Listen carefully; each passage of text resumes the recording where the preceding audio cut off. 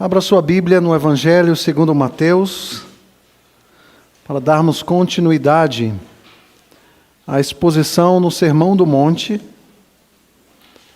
mais especificamente na exposição do Pai Nosso, que Jesus começa a ensinar os seus discípulos a partir do versículo 9 do capítulo 6 do Evangelho de Mateus. Antes de introduzirmos a exposição dessa manhã, eu gostaria de me dirigir às nossas crianças, aos nossos filhos, que talvez já tenham aí um papel com um lápis de cor. Se vocês precisarem, vocês podem pedir aos irmãos da recepção e eles vão dar a vocês. E eu gostaria que vocês, neste papel, desenhassem algo especial. Desenhassem uma mesa bem bonita, com todas as comidas que vocês mais gostam de comer. Mas como eu falei no culto das 8 horas, não vale desenhar chicletes e balas. Isso vai deixar o pai de vocês preocupados.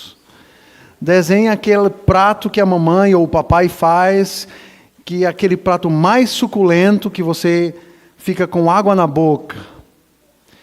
Mas depois de desenhar esta mesa suculenta, cheio de pratos deliciosos, eu sei, peço desculpas, em falar sobre comida quase meio-dia, é duro. Mas depois disso, desenha você mesmo aí com as mãozinhas juntas, agradecendo a Deus pelo alimento que o Senhor Deus nos dá a cada dia. Então, uma mesa bem bonita, com um alimento bem suculento, e a sua oração, tanto agradecendo a Deus, quanto pedindo a Deus o pão nosso de cada dia. Essa imagem resume bem aquilo que nós temos à nossa frente, neste trecho do Sermão do Monte. Rapidamente resumindo as 3 primeiras petições antes de lermos o texto, no verso 11. Nas 3 primeiras petições nós aprendemos Cristo ensinando os seus discípulos, ou especificamente aquele que pediu ao Senhor Jesus: Senhor, ensina-nos a orar. Jesus então passa a ensinar esta oração para ser um contraponto, ou um diferencial das orações que eram feitas. Primeiro por aqueles religiosos, fariseus, que oravam para se autopromover, para que as pessoas pudessem olhar para eles e perceber uma espécie de piedade, quando não havia piedade.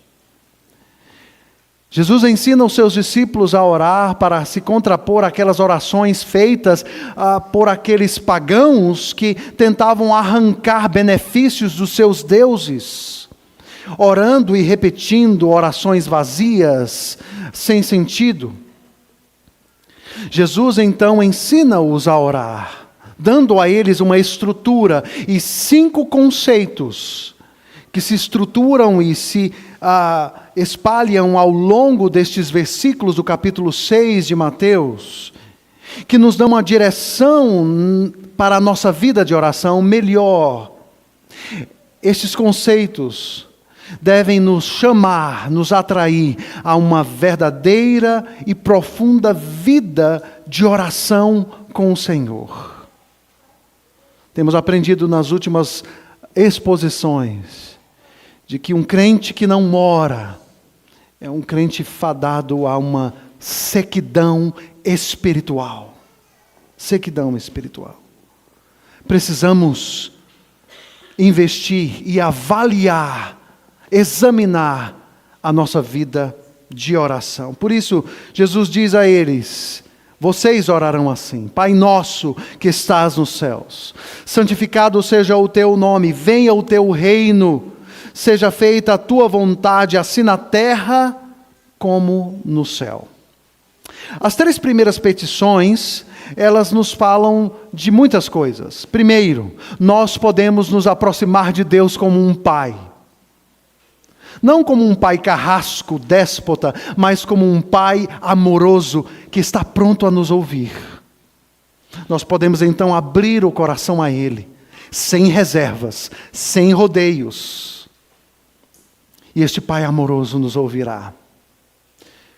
Nós podemos também ter a certeza de que, ao nos aproximarmos de Deus como Pai, Ele é um Deus poderoso, é um Deus criador dos céus e da terra, um Deus que responderá às nossas orações segundo a sua santa e soberana vontade. Nós podemos, então, entender e aprender de que, ao passo que nós nos envolvemos com esse Deus, nós expressamos através da nossa vida valor ao nome de Deus, à reputação de Deus. A segunda e a terceira petições nos falam a respeito de uma submissão à vontade soberana de Deus. Essa segunda e terceira petição nos chama a nos envolver com o avanço do reino de Deus sobre a face da terra e nos preocupar em falar de Jesus para o meu vizinho, para o meu colega de trabalho, para aquele amigo que tanto precisa ouvir a respeito da mensagem mais poderosa que existe sobre a face da terra. E ele precisa de nós, de você, para ouvir a respeito desta mensagem. A segunda e terceira petições também nos falam de que, ao orarmos ao o Pai Nosso, também pedimos a Deus para que Cristo volte, colocando um ponto final numa vida com tantas fraturas, tantas lágrimas, tantas perdas, tanto sofrimento. Para que o novo céu e a nova terra, um mundo sem pecado, sem morte, sem lágrimas, sem doenças, possam se instalar pelo poder da glória de Deus e a consumação final de todas as coisas. E somente depois disso, somente depois dessas três petições, que nós vamos ver que a oração do Pai Nosso nos ensina a como pedir coisas para suprir as nossas necessidades. Percebam então a ordem dela.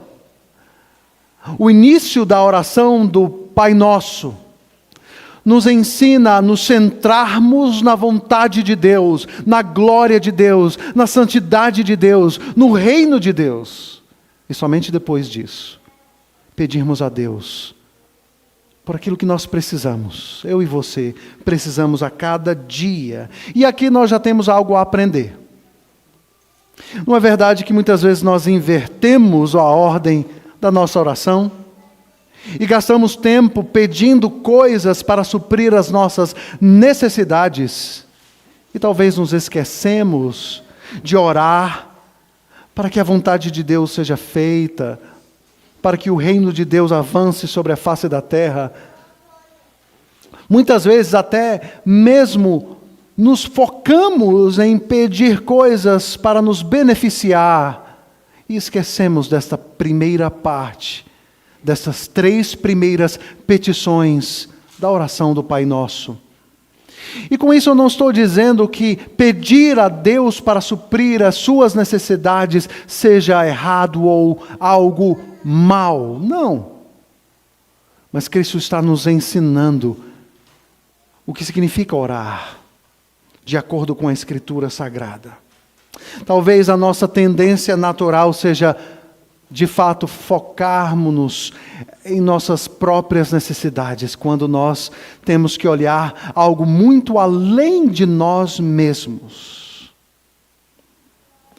Isso porque nós fomos criados para a glória de Deus. E por isso, nunca poderemos ser o que desejamos ser, até que a nossa vida esteja apropriadamente focada na glória de Deus. Quando focamos a vida somente nos nossos próprios benefícios, na nossa própria agenda, no nosso próprio plano, iremos naturalmente funcionar de uma forma capenga. Porque centramos a vida em nós mesmos e não na glória de Deus, na glória de Cristo. Por isso, depois de olharmos resumidamente para as 3 primeiras petições, vamos à 4ª petição, que nos fala do sustento que vem do Pai. Falamos a respeito da adoração ao Pai, do reino do Pai, e hoje nós vamos focalizar no sustento que vem do Pai. Diz assim o verso 11 de Mateus 6. Vamos ler todos juntos a uma só voz? O pão nosso de cada dia dá-nos hoje. Oremos. Santo Deus, eterno Pai, nós nos colocamos diante do Senhor e da Tua palavra e te pedimos que o Senhor Deus fale ao nosso coração nessa manhã. E nos traga à memória coisas que são tão simples e básicas, mas nós nos esquecemos. E passamos a viver a vida, Senhor, como se o Senhor não estivesse nos sustentando a cada dia, a cada momento. Te pedimos que o Senhor nos console o coração, nos conforte o coração, nos corrija onde precisamos ser corrigidos. Essa é a nossa oração e a fazemos no nome de Jesus. Amém. O pão nosso de cada dia dá-nos hoje. Queridos, este 4º pedido que aparece na oração do Pai Nosso, inicialmente é uma confissão formal a respeito da nossa total dependência de Deus. Confessamos com isso que a vida integralmente não depende de nós mesmos, mas unicamente da potente e benevolente presença de Deus, da mão de Deus. Ao orarmos, o pão nosso de cada dia nos dá hoje, estamos confessando a nossa plena e total dependência de um Deus que não simplesmente criou os céus e a terra, não simplesmente criou os seres vivos, deu corda na criação, deu as costas e se ausentou de nossa vida, mas nós servimos a um Deus que sustenta os seres vivos sobre a face da terra. Sobre a face da terra. O pão representa aqui toda a comida, as nossas necessidades mais básicas, sensíveis e experimentadas a cada dia. Nós podemos ver isso ao longo da Escritura Sagrada, em diversos textos. Eu gostaria de relembrá-los somente 2 textos. O primeiro está no livro dos Salmos, no Salmo 145, verso 15. Que diz: em ti esperam os olhos de todos, e tu, a seu tempo, lhes dás o alimento. É interessante que o termo aqui para alimento, lá no original hebraico, é lehem, que significa pão. A Escritura toma um alimento, ou seja, o pão, para se referir a absolutamente todo o alimento que traz o sustento à vida, à vida. O Salmo 136, verso 25, nos diz: Ele dá alimento a todos os seres vivos, porque a sua misericórdia dura para sempre. Eis aqui algo maravilhoso. Deus sustenta todos os seres vivos. Nós veremos isso um pouco mais adiante, no capítulo 6, a partir do versículo 25, quando Cristo vai ajudar os ansiosos. E Ele se utilizará de 2 metáforas, e a primeira delas, os pássaros, que se alimentam dia após dia. Eles não têm RG, CPF, carteira trabalhista e nem currículo, mas o Senhor Deus dá a eles a cada dia aquilo que eles precisam para viver. E é interessante que é como se Cristo estivesse nos convidando para uma caminhada. E Ele dissesse: vejam as aves dos céus. Eu alimento elas, a cada uma delas, todos os dias. Aí o Senhor se declara de uma forma profunda a nós, dizendo: se eu alimento as aves, imagine vocês, que são a coroa da criação. Aqueles a quem eu criei a minha imagem e semelhança. O Senhor se declara em amor àqueles que Ele criou a sua imagem e semelhança. E Ele não alimenta somente os crentes ou os cristãos, mas o texto dos Salmos diz que Ele alimenta a todos os seres vivos sobre a face da terra. Absolutamente todos os seres vivos. E aí nós precisamos entender que a figura do pão era algo importantíssimo na época de Jesus. Talvez o item da dieta de uma pessoa que era o item mais importante, absolutamente o mais importante. Algumas pessoas só tinham o pão para se alimentar, para fugir da fome. Na época de Jesus, a forma como as pessoas se sustentavam era através da agricultura. A maioria deles. Aqueles que plantavam para comer, aqueles que pescavam para comer e para ter alguma coisa para sobreviver.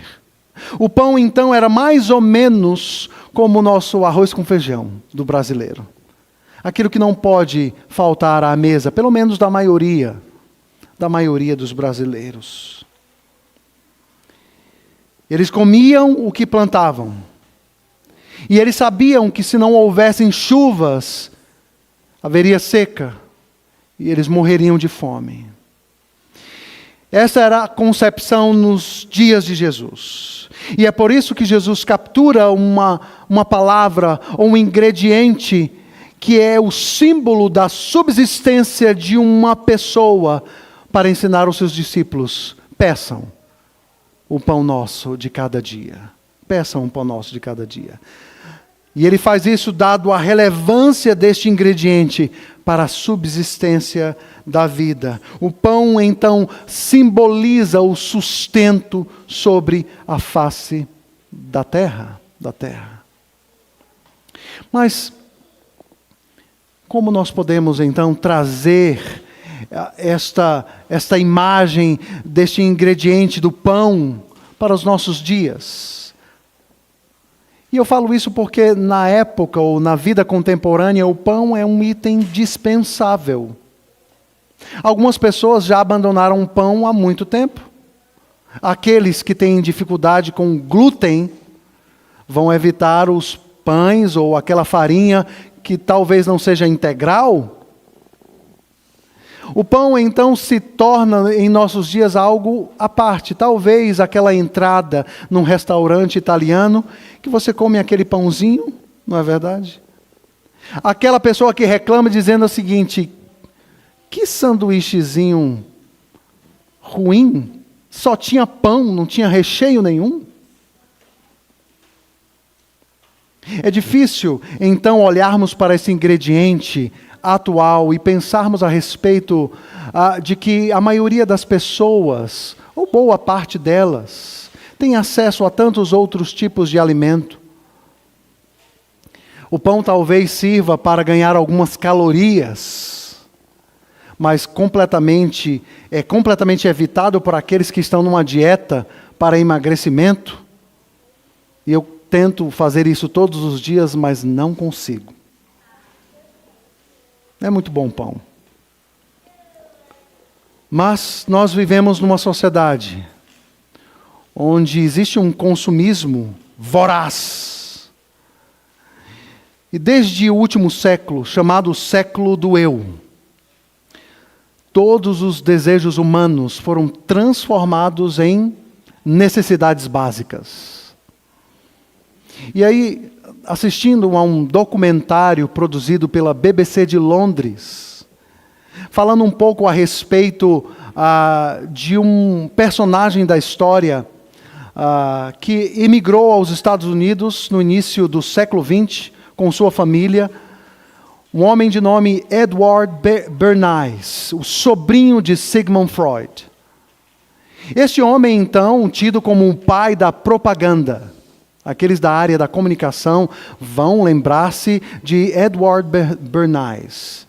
E ele toma as ideias do seu tio famoso e os aplica à propaganda e ao marketing para transformar uma sociedade que tinha ainda uma mentalidade agrícola de subsistência numa sociedade que se transformaria na sociedade mais consumista sobre a face da terra. E essa sociedade, por sua vez, influenciou o mundo ocidental a transformar absolutamente todos os desejos e cobiças em necessidades básicas. Ou seja, tudo aquilo que eu quero é necessidade básica. Isso, obviamente, alavancou a economia e influenciou todo o mundo da época. O homem autônomo, independente, capaz de conquistar todas as coisas que ele deseja.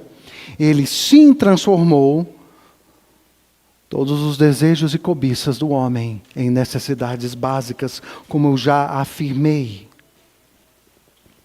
Isso faz com que o pedido, ou a quarta petição da oração do Pai Nosso, perca força no seu significado, quando ela é dita a uma audiência há 2000 anos atrás, onde o pão era o elemento principal de subsistência sobre a face da terra, e quando essa petição chega até nós, em nossos dias, onde o pão é simplesmente um item que é dispensável da nossa dieta. Obviamente, isto nos leva a uma conclusão simples de que, de fato, a visão que influencia a vida das pessoas gradativamente está distante daquela visão de que a vida é sustentada inteiramente pelas mãos de Deus. Pelas mãos de Deus. E mesmo aqueles que são mais prósperos, obviamente, podem ter perdido essa visão de que nós estamos no mundo de Deus e de que Deus sustenta a vida sobre a face da terra. Ou aqueles que são desprovidos de recursos para ter uma vida abastada ou até mesmo abundância em suas mesas, são tentados a achar que Deus não existe porque eu estou passando necessidade. Percebem, dos dois lados, aqueles prósperos são tentados a achar que eles não precisam de Deus, são tentados a achar que é a força de suas mãos que traz o sustento à mesa, a sua própria inteligência, as suas habilidades e capacidades, e não um Deus. E aqueles desprovidos, ou que têm escassez de recursos, são também tentados a achar que Deus os abandonou, ou se esqueceu deles. E deixam de imaginar, ou de crer, de que Deus não simplesmente sustenta e provê o alimento, mas Deus abençoa o alimento que nós consumimos num mundo caído,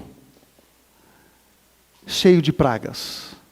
E aqui eu me lembro de uma conversa que eu tive há muitos anos atrás, com uma irmã, que com certeza Davi e Priscila conhecem, uma engenheira agrônoma, que estava defendendo a sua tese de mestrado.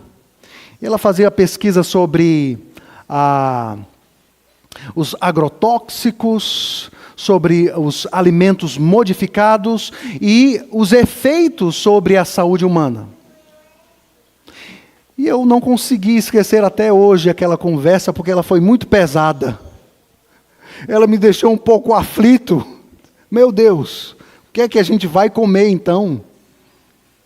No final da conversa ela diz assim: pastor, realmente as coisas são difíceis, né? A cada dia pragas surgem nas lavouras e bilhões de dólares são investidos para que pesquisadores encontrem remédios para tratar aquelas lavouras atingidas por aquelas pragas.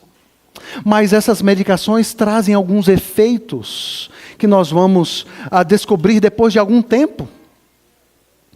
Mas de uma coisa é certa aí, todos nós cremos. Pastor, quando o senhor sentar à mesa para fazer a sua refeição, ore a Deus. E saiba que Deus nos sustenta. Nos sustenta. Ok, eu agradeci o consolo dela. Mas isso nos faz lembrar daquilo que essa simples frase da oração do Pai Nosso nos ensina. Nós não imaginamos o que Deus faz para nos sustentar, para nos proteger, para nos alimentar. E é até bom que a gente não saiba.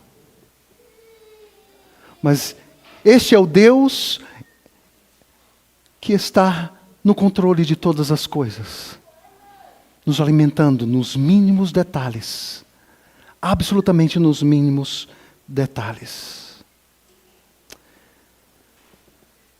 Quantas coisas podemos aprender com isso?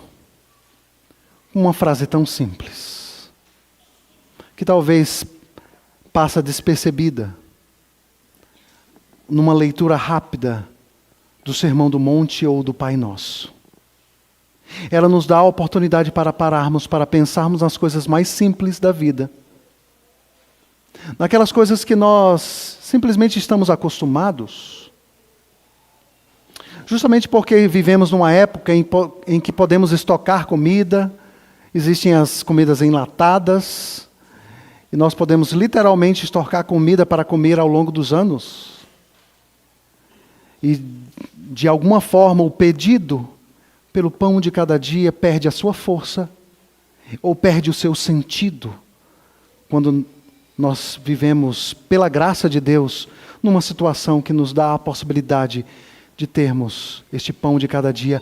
Ela nos relembra de que nós precisamos parar para reconhecer o cuidado, a provisão, o sustento de Deus nos mínimos detalhes da vida.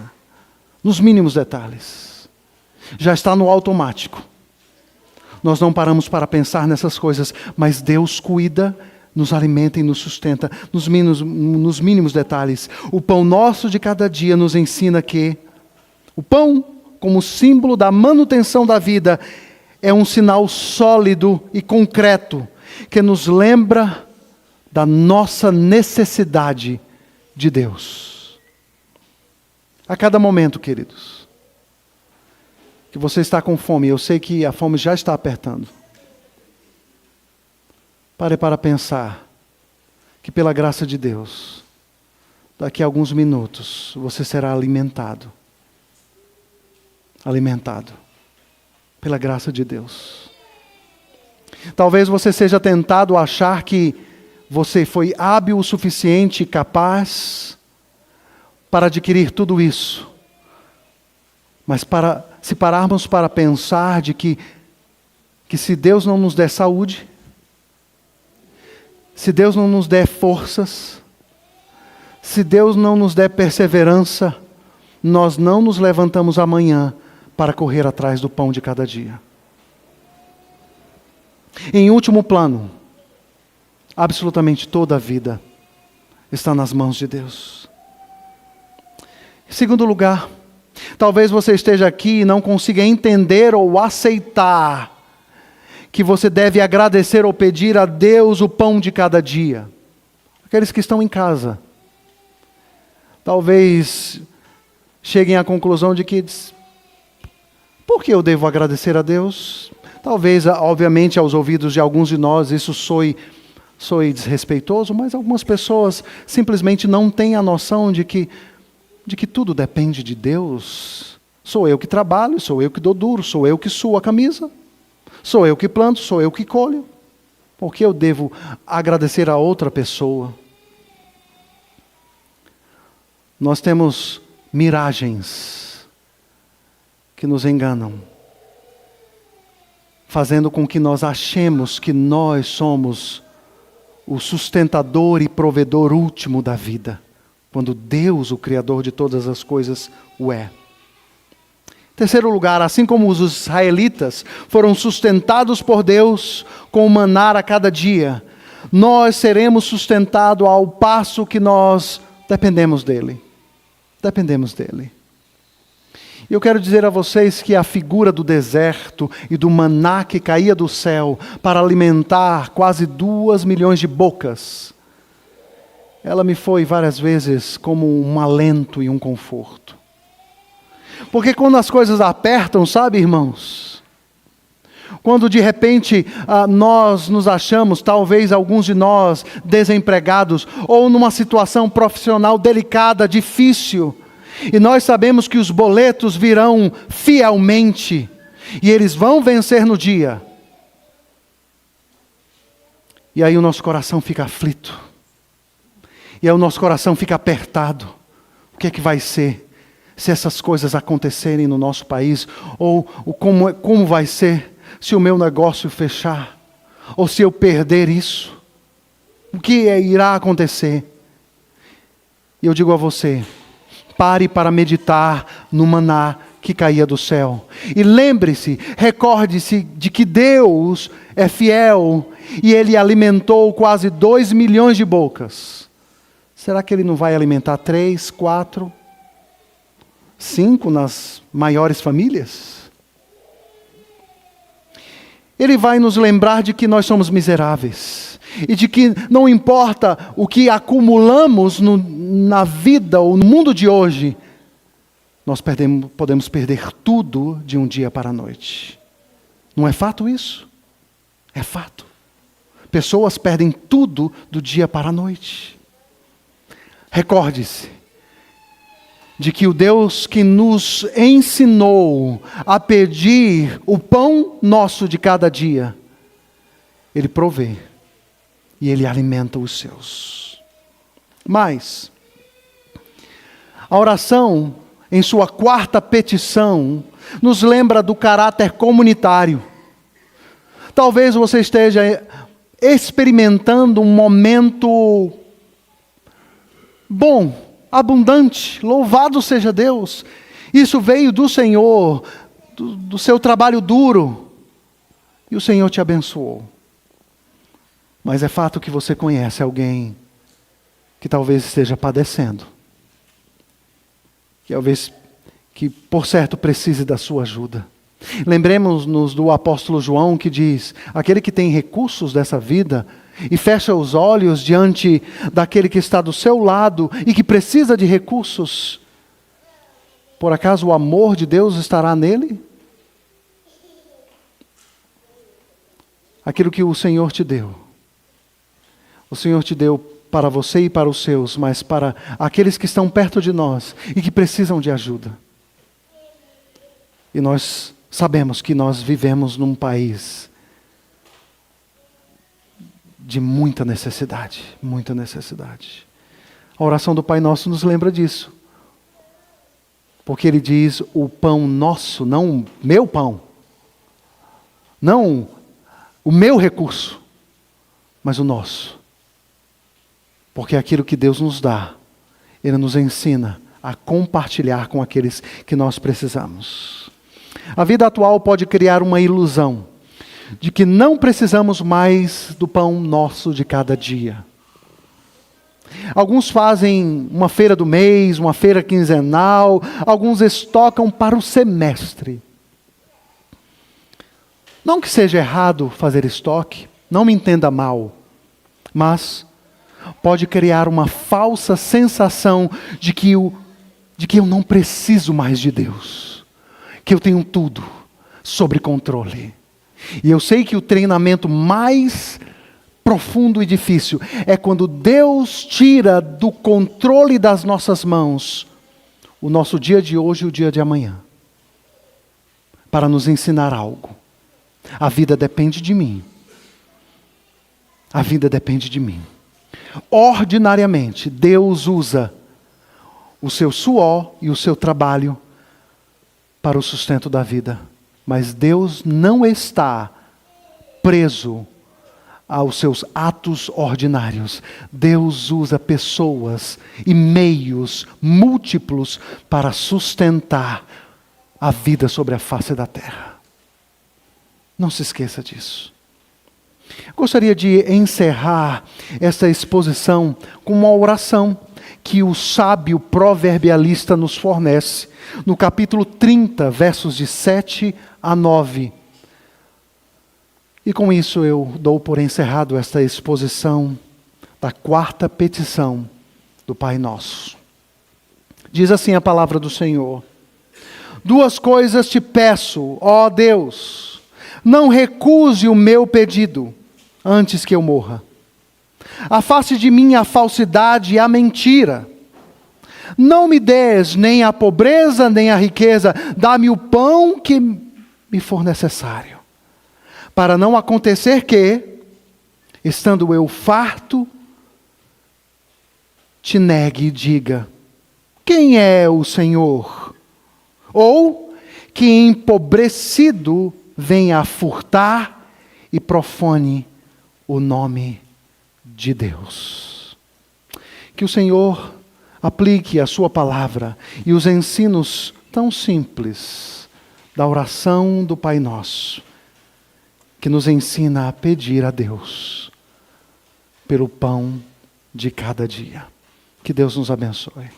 Muito obrigado por nos acompanhar até o final desse vídeo. Para receber mais reflexões e ficar por dentro dos próximos conteúdos, te convidamos a seguir as nossas redes sociais que estão na descrição. Alguns vídeos aparecerão na tela, caso queira continuar nos assistindo. Abraço e até a próxima!